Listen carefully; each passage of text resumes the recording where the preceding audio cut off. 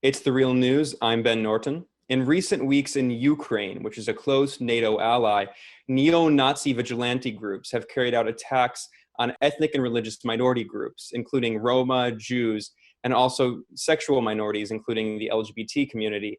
At the same time, while this is happening, the US is actually welcoming fascist leaders from the Ukrainian government here in Washington, D.C.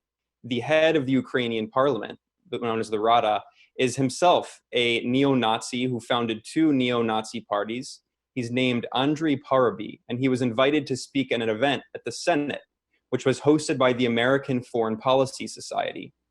Parubiy previously founded two neo-Nazi organizations, the Social National Party and also the Patriot of Ukraine, which are linked to violence against ethnic minority groups like the Roma, who have recently been attacked and their villages have been burnt down by neo-Nazi vigilantes in Ukraine. I'm joined today by the journalist Max Blumenthal, who attended this event at the Senate and asked why a Nazi was invited to speak in the US Senate. Given that there is open anti-Semitism on display in Ukraine and anti-Roma violence, do you think it was a good idea to invite the founder of two neo-Nazi parties, the Social National Party and the Patriot of Ukraine? I'm referring to Mr. Parubiy. Max wrote about this event for the Gray Zone Project, which is a website he edits, and his article is titled, "Congress Welcomes an Actual Fascist as Nazi Violence Rages in Ukraine." Max has also previously reported here at the Real News Network on how the US is arming the Azov Battalion, which is a neo-Nazi militia that's part of the Ukrainian National Guard. Max is an award-winning journalist who edits the website The Gray Zone Project, which you can find at thegrayzoneproject.com. He also co-hosts a podcast with me. Thanks for joining us, Max. Thanks for having me on. So can you explain what happened at this Senate event? Yeah, I think you explained it pretty well. A open neo-fascist who founded two parties that could pretty much be succinctly described as neo-Nazi was welcomed onto Capitol Hill. He had just met with Representative Paul Ryan, who is actually his counterpart as the Republican Speaker of the House. And he also met with the State Department officials who were really so proud of their meeting with Parubiy that they tweeted about the good meeting they had. And you actually wrote a great piece for us at the Gray Zone on Parubiy's meetings last year with John McCain and also Paul Ryan. So this wasn't the first time that Congress had rolled out the red carpet for Parubiy. The two parties he founded, the Social National Party, which sounds a lot like the National Socialist Party or the Nazi Party because it was inspired by it. Its symbol is the wolf's angle, which is now the symbol of the Azov Battalion, and the Patriot of Ukraine, the racist violent militia that Parubiy helped found in the 90s, are now sort of at the heart of the extremist violence that is plaguing this country and has exploded into the open since Ukraine was destabilized by a US-backed coup attempt in 2014. And Parubiy was in Washington alongside three other speakers of parliament who were kind of making the rounds to kind of lobby for more aid because their countries are sustained by aid on the condition that they act as de facto NATO bases, and to pledge to help the U.S. stop the Nord Stream 2 pipeline. This is a gas pipeline that will run from Russia to Germany and really represents a key threat in the minds of the bipartisan foreign policy establishment in Washington to American economic control over Western Europe. And so they're doing everything they can to stop it, and they clearly don't care. Parubiy's hosts at the American Foreign Policy Society, which is not a right-wing group, and his hosts in Congress, and many of the people who were at this meeting, who are Hill staffers from both sides of the aisle, did not care about his fascist background or about the hideous acts of violence. And we're talking about lethal pogroms against Roma people that are consuming Ukraine. And so, it was pretty embarrassing when I showed up and asked this basic question, and I did not get a clear answer from the host of this event. Yeah, and can you talk a bit more about Andrei Parubiy, who's the head of the Ukrainian parliament, and he wrote a book a few decades ago, in which he can be seen on the cover wearing a brown shirt style uniform. And then also, can you talk a bit about the situation? You mentioned the Azov battalion. You've reported here at the Real News Network on how the U.S. has armed this militia. And of course, the reasoning that the U.S. has is that this is part of the Ukrainian government and they're fighting Russia, which they say is the aggressor. Can you explain more about the situation? Yeah, I mean, Ukraine is sort of on a key piece on the strategic chessboard for the West. And, Ukrainians have been kind of used as pawns for decades, since World War II, when it was torn between German Nazi occupation and the Soviet Union. And so you have Ukrainians in the East who identify with Russia, speak Russian, and want nothing to do with Kiev.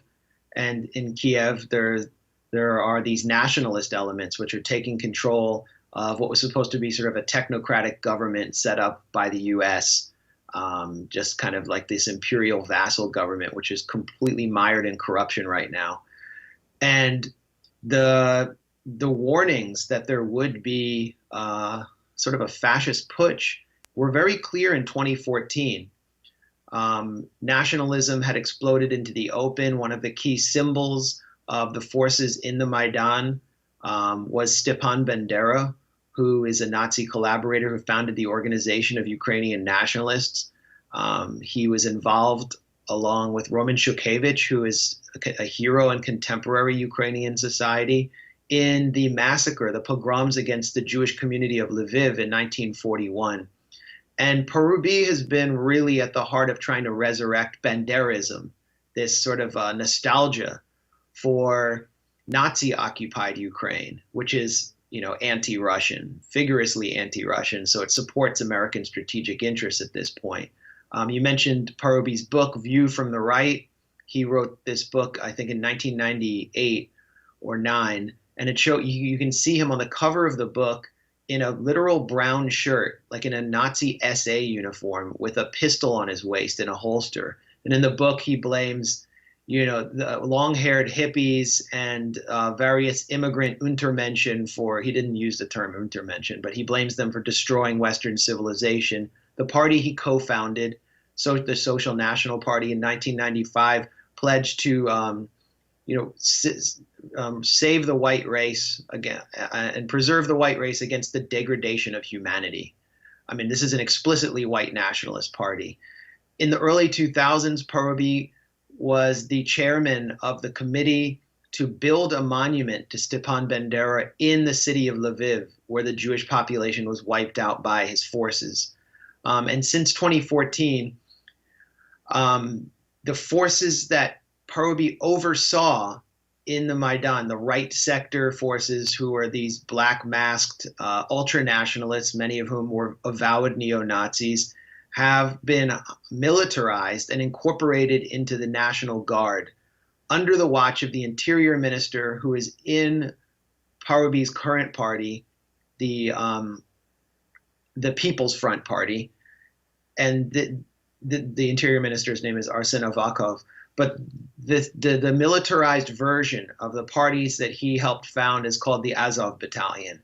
And they are kind of like the shock troops of the Ukrainian military in the east around the Donbass region in the fight against pro-Russian separatists. As I reported earlier this year, they've been armed by the U.S.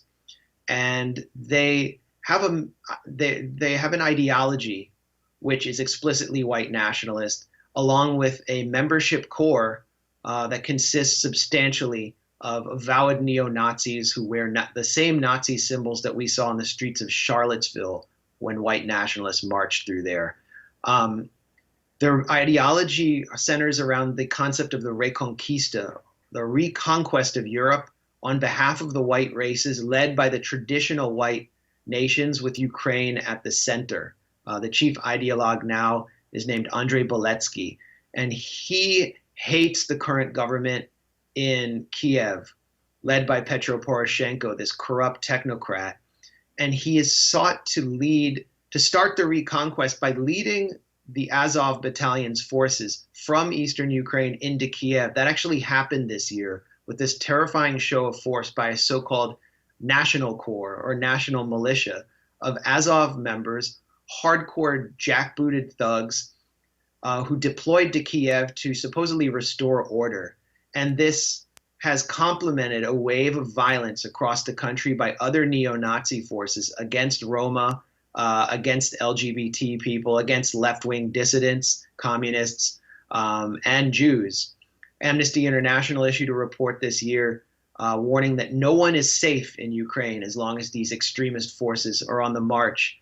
And one of the bands of Nazi thugs who are killing and attacking Roma people at their encampments is called C14.